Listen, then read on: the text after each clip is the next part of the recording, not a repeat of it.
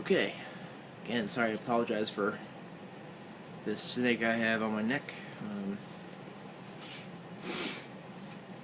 Anyway, this is a video that I want to just kind of do a little bit of a discussion on logic and metaphysics. Ontologically, what do you commit yourself to when you are using a certain logic? There's various kinds of logic. There's not just the simple predicate logic. There's modal logic, which I just talked about in a previous video, mathematical logic, uh, deontic logic, doxastic logic, intuitionistic logic, temporal logic, all those kinds. If you want a really good book on various kinds of logic and advanced ideas of logic, see John P. Burgess's book called Philosophical Logic. Anyway, I've read most of this book, Bertrand Russell's Philosophy of Logical Atomism, and this is kind of like a really good thing to think about if you want to think about logic and metaphysics, which I will do a full video on after this, actually. For instance, in a certain logic, in a certain kind of logical thing, what does one ontologically commit themselves to? Because honestly, in his philosophy of logical atomism, for one, what he kind of does is he kind of says that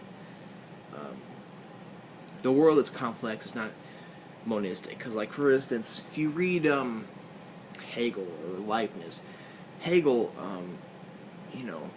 people who have a certain kind of monistic idea of the world, that things are made out of one substance, the logic is going to follow from that, I guess.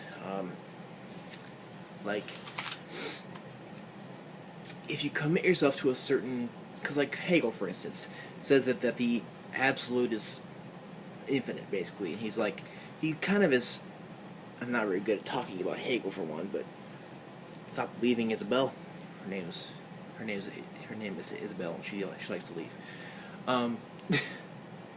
Hegel said he kind of has this Hegelian logic, which stems from his metaphysics of the absolute, and that kind of logic basically has to do with the world having to do with one kind of thing, and springing from one kind of thing, and having to do with one kind of thing, and that is where his logic comes from. And Russell says that it's not like that. The world. She's trying to. She's active today. Basically, he's saying that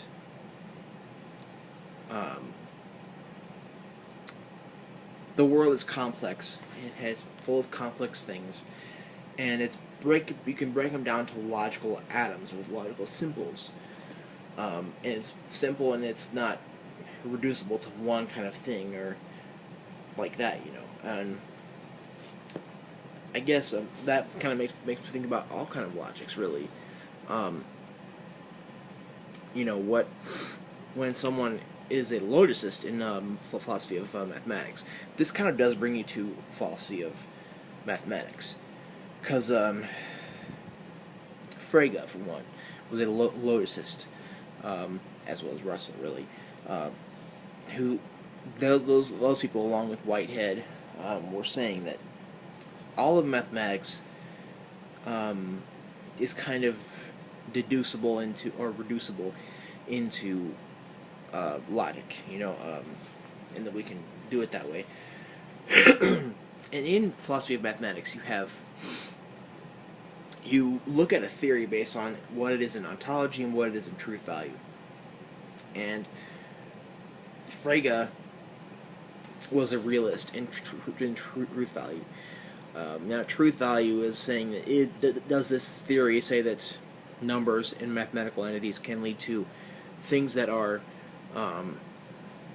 things that can possibly be true or not. If it can be true or not, then it's bivalent. But if it can't be, then it's ambivalent. Because if you're like a linguistic nihilist, which says that mathematical entities are basically linguistic constructs, then you're not going to be a realist in truth value, and they're not going to have a whole lot in truth value. They can't have true or false values. But if you're an idealist, kind of split really.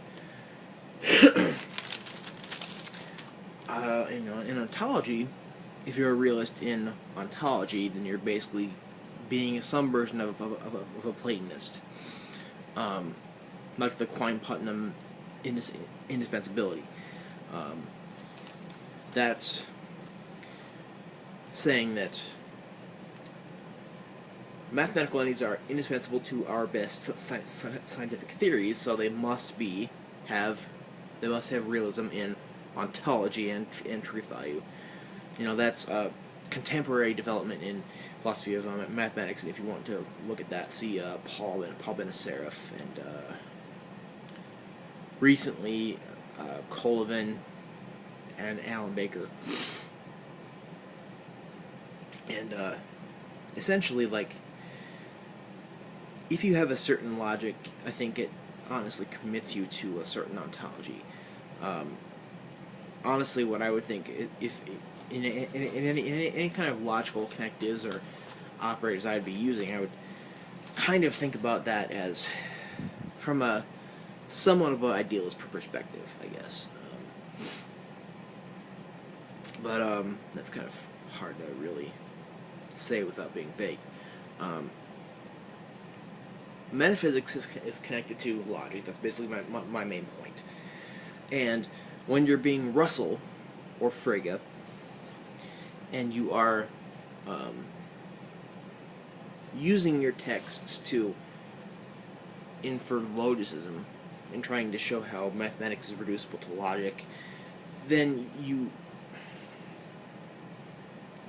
have some kind of ontological commitments. And even when you are having any kind of metaphysics, or, if you're doing any kind of metaphysics or philosophy of mathematics, philosophy of mathematics basically is metaphysics and mind stuff. If you have any kind of metaphysics, and if you have any kind of ontological commitments to anything, then there is a underlying logic that is beneath that. That is why we have various kinds of logic. We have various kinds of metaphysical thought, thus we have various kinds of logic. So, what I'm trying to say, really, I'm just trying to show this indubitable connection between metaphysics and logic. Russell, for one. That's one big one. Basically, he kind of changed his ideas over the years of his philosophical writing, really. And what he did really is he was most of the time a logicist. With Alfred North Whitehead, he wrote Principia Mathematica, which was a form of logicism, in that all three of those volumes were just basically moving towards showing how mathematics is reducible to logic, and how mathematics is or how logic is deducible from it. Either way. So yeah, that's kind of what I'm kind of thinking about. I plan on having a lot more videos on metaphysics this year. So I have lots of plans for this channel this year.